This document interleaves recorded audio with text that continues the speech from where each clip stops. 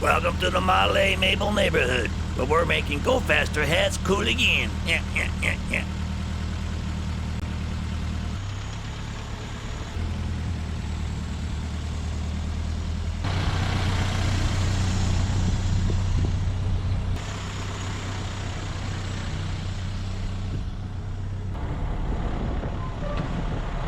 She rides like an angel.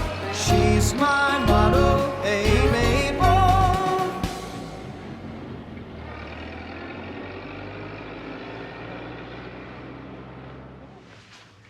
Not much has been happening with Mabel. She has been running fine. She starts right up without issue. There are many unknown things concerning Mabel that I want and need to check out, since she is an acquisition. One, for example, is the brakes. However, with Susie in the Model A headquarters shop, time and space has been dedicated to that project. That project is coming near completion and will follow in the next episode. In meantime, the normal and easy maintenance, such as lubricating here and there, is continued. You know, I had used a silicone-type gasket on the head replacement. These marks here, although I initially assumed they were coolant leaks, was silicone material that had oozed out. Unfortunately, there is some evidence of a water leak at a couple of the studs. So, Mabel may be getting a new gasket replacement in the near future. When I left Dillinger Days in downtown Tucson back in February, Mabel ran terrible. After my 20-mile trip back home, I looked under the hood and found cylinder 1 spark plug connector popped off the distributor. There was about a half-inch spark arcing. So I turned off Mabel and placed it back on. A few days later, I took Mabel out for a ride and she ran great for a while. And then she began to act poorly again. I checked the plug connector and sure enough, it was off again. I received some good advice on how to bend them to fit. However, the terminals seem to have some wear, as you can see in this picture, and the spacing of the Y on the plug connector was a bit wide. The wear on the terminal of cylinder 1 can be compared to this terminal. I think all these contributing factors made it easy for it to pop off. I took a needle nose plier and carefully pinched it slightly, horizontally, not vertically, just enough to get it to grab the distributor terminal. It has stayed put ever since. After that, Mabel has been running well, with good response and pull. It has been my opinion, since I bought Mabel, that she runs a bit hot in warm weather.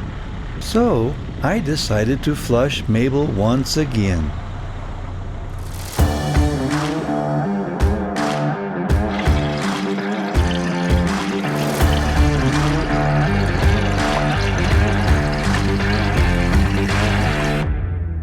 Okay, a radiator flush isn't that cool, so let's get to the dull stuff. Look, I'm actually working on Mabel. Here, after draining our coolant down a cleaned splash pan, Josh and I run straight water through the radiator. I want to get a good flush on it.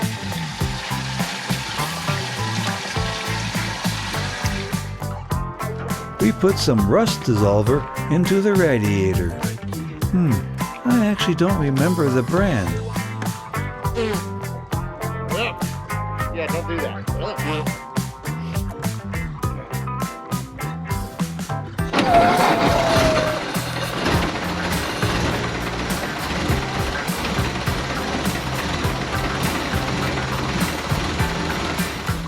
Then a few more flushes and drains.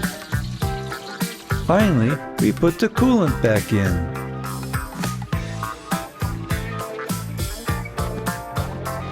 Holy gosh.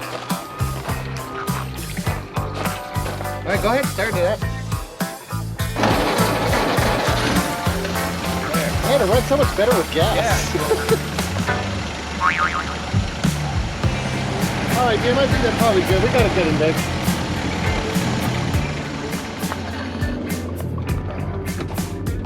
I'm not going to drain the gas. The leaks, how we looking? Looking good here. Good. Because you actually get ripped off if you buy the 50/50.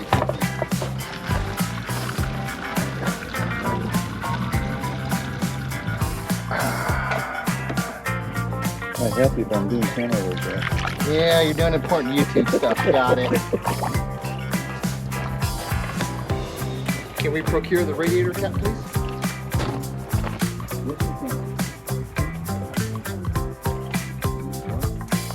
That was the perfect amount. Look at that. Right on the money. Yeah, I'll show you. She'll keep that. Right? Okay. More than you. Okay.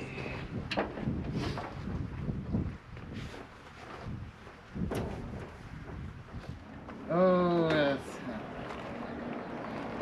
Well, that's not good. What's that? Put it over here. Cool, it just feels weird on this thing. Yeah, good.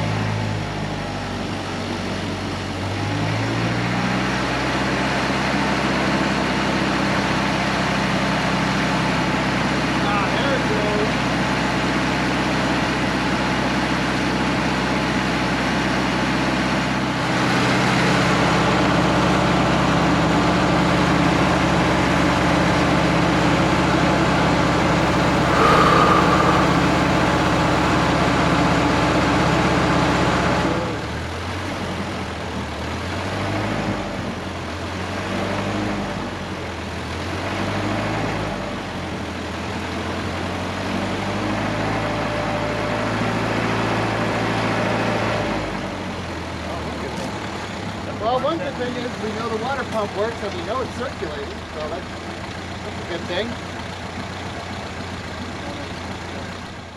I purchased a thermal gun, a Top-Don TC004.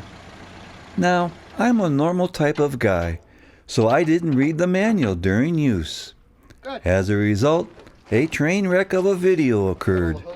So I trashed it and started over. Here's my second try. I had taken these two pictures in late 2024. The red square is the hotspot read.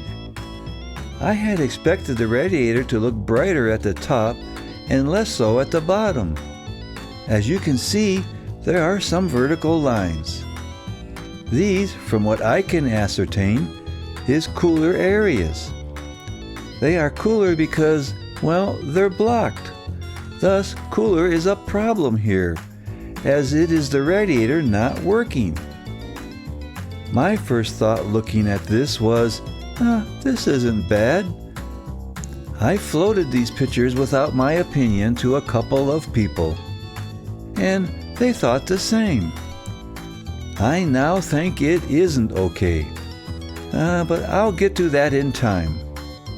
Also, notice the red square reading is in the mid-left side of the radiator. This is significant, as we will see later. During this last flush, I removed the thermostat. I put it on the stove and verified that the thermostat worked. I did not put it back in. I took Mabel out a few times, thermal gunned once, but the temp outside was cool each time. Finally, I was able to take Mabel out on a high 80s day. Here I took some thermal photos and a video. That day, Mabel went up to 195 degrees. Instead of showing the cumbersome discovery process, let me simply lay out 3 items that I encountered. 1.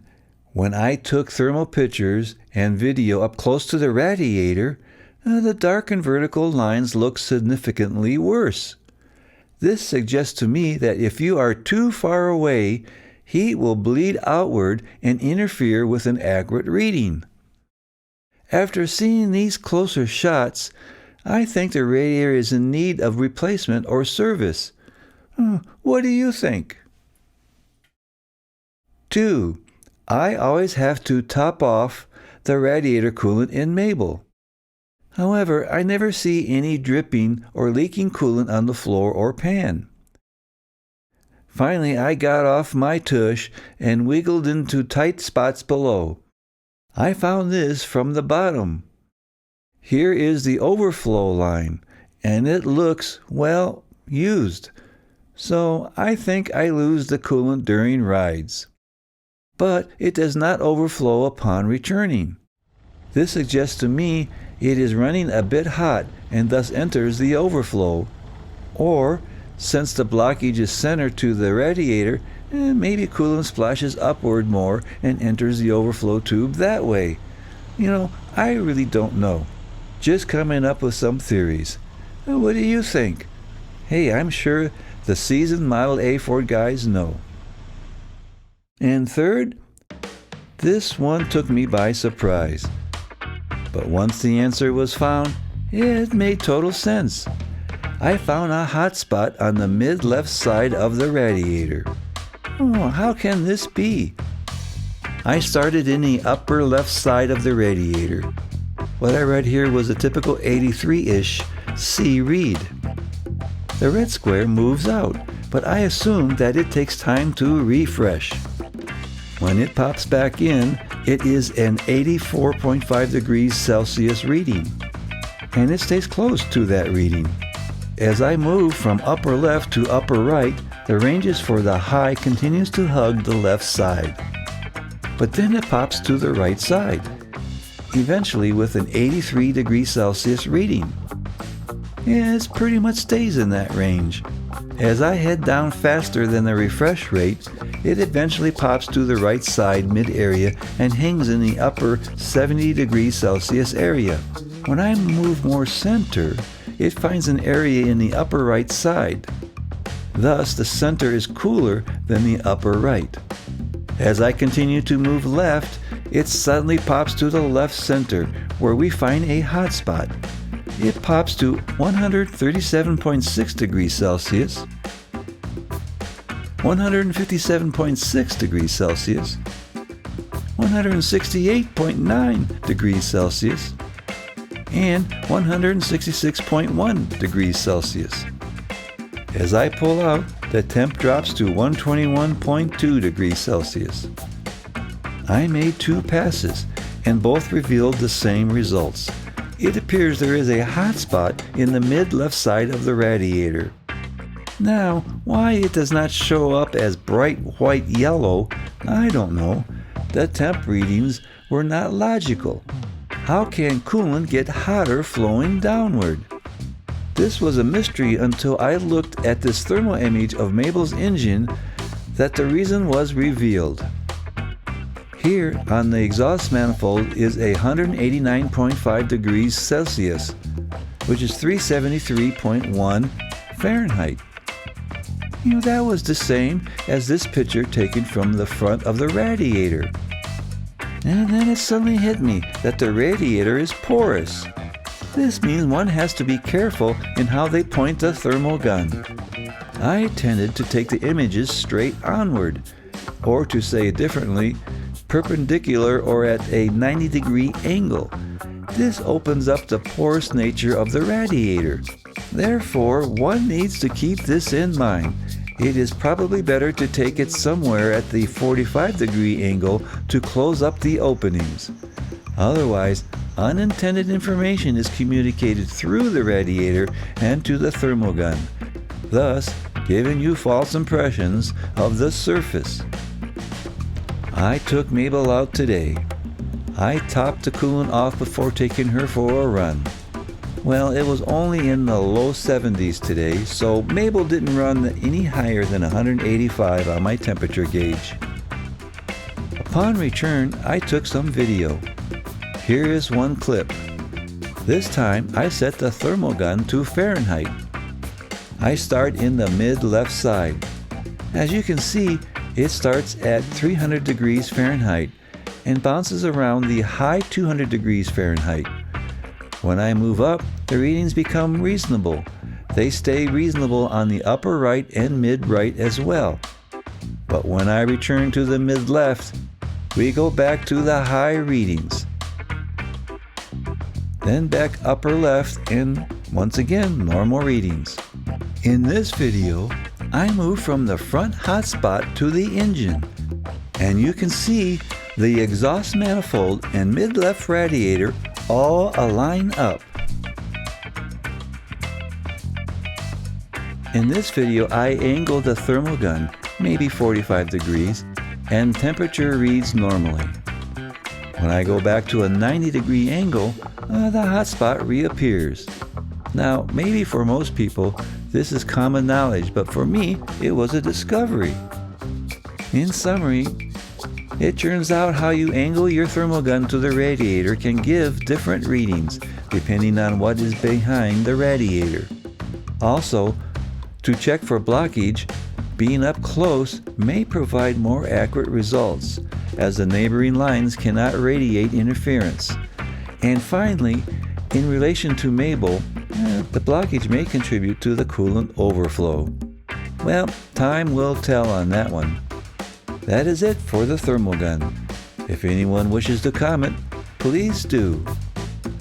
Well, Joshy has been working on Susie to work out the timing cover leak and clutch spin.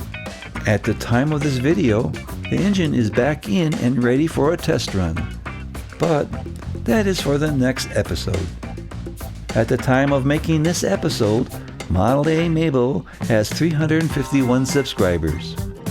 Now, I purchased Mabel a bit over a year ago. I made this channel to document to my family and friends my new exploration.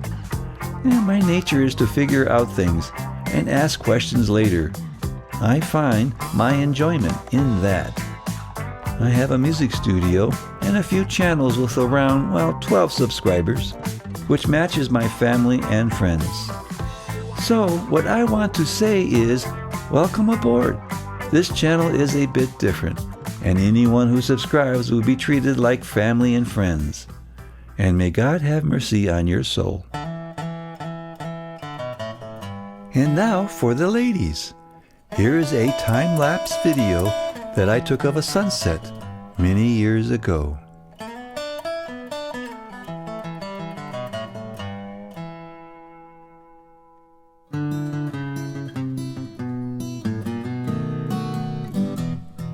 Thank you for watching Model A Mabel. If you have subscribed, thank you.